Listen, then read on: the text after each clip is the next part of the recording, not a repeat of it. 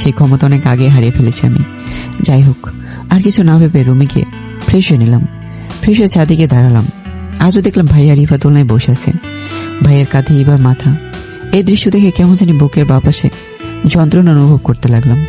আমি ওদের দেখেও না দেখার ভান করে ছাদের এক কোণে চলে গেলাম। এমন সময় পিছনে কারো উপস্থিতি টের পেলাম। পিছনে তাকে দেখি রোজা। তাকে দেখে আবার রাগটা মাথায় চড়ে গেল। কিছু না বলে অন্যদিকে তাকিয়ে রইলাম। রোজা কিছুক্ষণ আমার পিছনে দাঁড়িয়ে থেকে আমার পাশে এসে দাঁড়ালো। তাকে দেখে আমি নিচে চলে আসতে ধরলাম। ঠিক তখনই রোজা আমাকে নাম ধরে ডাক দিল। আমি শুনেও না শোনার ভান করে আমার রুমে চলে আসলাম। রুমে এসে দরজা বন্ধ করে সমরেশ মজুমদারের সাতকা বইটা পড়তে শুরু করলাম। মন খারাপ থাকলে বই পড়তে অনেক ভালো লাগে। বিশেষ না হলে ট্রাই করে দেখতে পারেন। বইটা অনেকক্ষণ পড়ে নিলাম। ঘড়িতে তাকিয়ে দেখে 5টা বেজে গেল। তাই গোসল করে পার্টির জন্য তৈরি হয়ে নিলাম। তৈরি হচ্ছে এমন সময় বস ফোন করলো। মুন্না, কোথায় তুমি? এই তো স্যার, তৈরি হচ্ছে পার্টিতে আসার জন্য। তোমার জন্য আমি গাড়ি পাঠিয়ে দিচ্ছি। তারা লাগবে না স্যার, আমি পৌঁছে যেতে পারবো। বলছি, গাড়িটা আমার না, গাড়িটা তোমার নিজের গাড়ি। আমার গাড়ি মানে? খুশি হয়ে গাড়িটা তোমাকে গিফট করলাম। মানে খামোখা কেন নিজের টাকা নষ্ট করতে গেলেন কেন স্যার? কি বলো তুমি? তুমি জানো তোমার কারণে আমাদের অফিস অনেক লাভ করতে পেরেছে। আর তার থেকে বড় কথা হচ্ছে আমাদের অফিস ছিল বাংলাদেশের 36 নম্বর। এবার হয়তো অনেক এগিয়ে আসবে। তবুও স্যার। শুধু গাড়ি না, কিছুক্ষণের মধ্যে তোমার অ্যাকাউন্টে কিছু টাকা চলে আসবে। সো এত ভাবাবের কিছু নেই, রেডি হয়ে তাড়াতাড়ি এসো। হ্যাঁ স্যার। স্যারের কথা শুনে থম মেরে খাটের উপর বসে পড়লাম। স্যার কি বললো যেন সবকিছু মাথার উপর দিয়ে গেল। অনেকক্ষণ বসে থাকার পরে দেখলাম কেউ দরজা ধাক্কাচ্ছে। দরজা খুলে দেখি ইভা। ইভাকে দেখে অনেক রাগ হলো। আমি কিছু বলার আগে ইভা বলল, তোমাকে একটা লোক ডাকতেছে। এ কথা বললে ইভা যথারীতি তাড়াতাড়ি চলে গেল। আমি আর কিছু না ভেবে নিচে চলে গেলাম আমাকে কে ডাকছে সেটা দেখার জন্য। নিচে গিয়ে দেখলাম সবাই সোফার উপরে বসে আছে, বসে বসে গল্প করছে। তার মাঝে আরো একটা অপরিচিত লোক আলাদাই বসে আছে। সামনে যেতে দেখি আমাদের অফিসের পিয়ন আঙ্কেল। আমাকে দেখে আঙ্কেল বলল, স্যার আপনার গাড়ির চাবি। আর আঙ্কেল আমাকে স্যার না ডেকে নাম ধরে রাখবেন, এতে খুশি হব। আচ্ছা, তাহলে এবার আমি যাই। না আঙ্কেল বসেন, আমি যাব, দুজন একত্রে চলে যাব। আচ্ছা বাবা, ঠিক আছে, তাড়াতাড়ি করো। পিছনে ঘুরে দেখি সবাই অবাক হয়ে তাকিয়ে রইল। হয়তো আমাকে গাড়ি কিনতে দেখায়, নয়তো বাবার বয়সী একজন ব্যক্তি আমাকে স্যার ডাকে।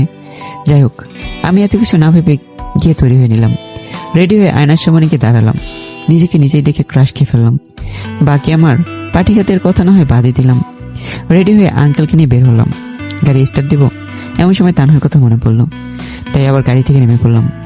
আমাকে গাড়ি থেকে নামতে দেখায় আঙ্কেল জিজ্ঞেস করলো, কি হয়েছে বাবা? আসলে আঙ্কেল, তানহা যেহেতু আমাদের সামনের বাসায় থাকে, তাই তাকে ড্রপ করে নিয়ে যাওয়ার সময়। ও আচ্ছা, তাহনা মামুনি কি রেডি হয়েছে? জিজ্ঞেস করছি কল দিয়ে। আচ্ছা, জিজ্ঞেস করো কল দিয়ে। আচ্ছা দেখি, জিজ্ঞেস করছি কল দিয়ে। আঙ্কেল কি আবার গাড়িতে বসলো। আমি তানহাকে কল দিলাম। কয়েকবার দিলাম, কল রিসিভ করলো না। চতুর্থবারের সময় কল রিসিভ করে বলা শুরু করলো, এই সরি রেডি হচ্ছিলাম তাই কল রিসিভ করতে পারিনি। রেডি হওয়া কি শেষ? প্রায় শেষ। কেন? না মানে ভাবছি একসাথে যাবো কি বলো? যাওয়া যায়। আচ্ছা তাহলে তাড়াতাড়ি রেডি হয়ে নিচে আসো, আমি তোমার বাসা নিচে দাঁড়িয়ে ওয়েট করছি। এ মা, আপনি বাসার নিচে দাঁড়িয়ে কেন? উপরে আসেন। না, তাড়াতাড়ি আসো। আচ্ছা স্যার। তানহার জন্য বসে আছি। কিছুক্ষণ পর তানহা আসলো, একটা নীল শাড়ি পরে, যেন কোনো অপসরে নেমে হেঁটে হেঁটে আসছে। অতীতের কথা মনে পড়তেই চোখের দোকানের দুপুরা অশ্রু জমা হলো। কারণ এই অতীতের কারণেই হয়তো কাউকে ভালোবাসতে পারবো না। ভয় হয় ভয়ঙ্কর অতীতটা নিয়ে। কোনো কথা না বলে দরজা খুলে দিলাম। সে একটা মুচকি হাসি দিল। গাড়িতে বসে গাড়ি ড্রাইভ করতে লাগলাম। সবাই নিস্তব্ধ, কারো মুখে কোনো কথাই নেই, শুধু বাইরে গাড়ির শস্য শব্দ শোনা যাচ্ছে। তাই গাড়ির গ্লাসগুলো উঠে দিয়ে জুনায়েদ ইভান ভাইয়ের গানটা ছেড়ে দিলাম ফুল সাউন্ডে। আঙ্কেলের দিকে তাকিয়ে দেখি তিনি আমার দিকে তাকিয়ে আছেন, তাই গান বন্ধ করে গজল ছেড়ে দিলাম। অনেকটা পথ অতিক্রম করে পার্টির স্থানে পৌঁছালাম। গাড়ি থেকে নেমে ভিতরে ঢুকলাম। সবাই আমাদের দিকে ড্যাব ড্যাব করে তাকিয়ে আছে, কারণ তানহা পড়েছে নীল শাড়ি আর আমি নীল পাঞ্জাবি। যাই হোক, সেদিকে ব্রুক্ষেপ না করে ভিতরে গিয়ে বসে পড়লাম। সবার সাথে অনেকক্ষণ আড্ডা দিলাম। মনটা এখন একদম ফ্রেশ হয়ে গেছে। পার্টিতে স্যার অনেক কথাই বলেছে। এই প্রজেক্টের পুরো দায়িত্ব নাকি আমার উপরই ছিল। সেটা শুনে যেন আমি নিজের কানকে বিশ্বাস করতে পারলাম না। কারণ এত বড় একটা প্রজেক্টের কাজ নিজে করতে পারবো, কথাটা কখনো ভাবতে পারিনি। 5 থেকে 6 কোটি টাকার প্রজেক্ট তো হবেই। যাই হোক, এত কিছু ভাবলে আর চলবে না। পার্টি শেষ করে আসতে ধরলাম। তানহাকে নিয়ে পার্টি থেকে বের হলাম। অনেকটা সময় তো পার্টিতেই ছিলাম, প্রায় 8টা বেজে গেল। আসার সময় স্যারের কাছ থেকে 3 দিন ছুটি নিলাম। স্যার কোনো কথা না বলে আমাকে 5 দিনের ছুটি দিয়ে দিল, সাথে তানহারও। ও বললো কোথা থেকে ঘুরে আসতে, আঙ্কেল এখন আসবেন না। তাই আমি আর তানহা বের হলাম। যেতে যেতে 2 ঘন্টা সময় লাগবে, তাই পার্টি থেকে একটু তাড়াতাড়ি বের হলাম। গাড়িতে উঠে বসলাম। ড্রাইভিং সিটে আমি আর পাশের সিটে তানহা। জাস্ট অন্যরকম একটা অনুভূতি, কিন্তু এরকম অনুভূতি বাস্তবে আমার সাথে কখনোই হবে না। যাই হোক, কিছু না ভেবে চোনায় তিভানের গানটা প্লে করে দিলাম। অনেকক্ষণ পর গানটা বন্ধ করলাম। তানহা বলল, স্যার, জুনায়েদ ইভান কি আপনার প্রিয় শিল্পী? কেন? না মানে গানগুলো খুব সুন্দর। হ্যাঁ, প্রতিটি গানই হৃদয় ছুঁয়ে যায়। প্রত্যেকটা গানের লাইন আমার জীবনের সাথে মিলে আছে। পরে বলবো এক সময়। Okay sir. স্যার এখানে না ডেকে অফিসে ডাকলে পারো। তাহলে কি বলে ডাকবো? নাম ধরে। কোন অধিকারে নাম ধরে ডাকবো? বন্ধুত্বের অধিকারে ডাকতে পারো। তাহলে আজ থেকে ফ্রেন্ড। শুধু ফ্রেন্ড না, বেস্ট ফ্রেন্ড। ওকে। তারপর গল্প করতে করতে আসলাম। অনেকক্ষণ পর এসে পৌঁছলাম। তানহাকে তার ফ্ল্যাটে ছেড়ে দিয়ে আমি গাড়ি নিয়ে বাড়ির ভিতরে ঢুকে পড়লাম। গাড়ি এক সাইডে পার্কিং করে বাসার ভিতরে ঢুকে পড়লাম। গিয়ে দেখি সবাই বসে আছে। আমাকে দেখে ভাইয়া বলল, মুন্না চল, আজকে সবাই মিলে একসাথে খাবো। ভাইয়ের সাথে দেখি সবাই রেসপন্স দিতে লাগলো একসাথে খাওয়ার জন্য। আমি কিছু না বলেই রুমে এসে দরজা বন্ধ করে শুয়ে পড়লাম। কিছুক্ষণ পরে কে সে যেন দরজায় নক করছে।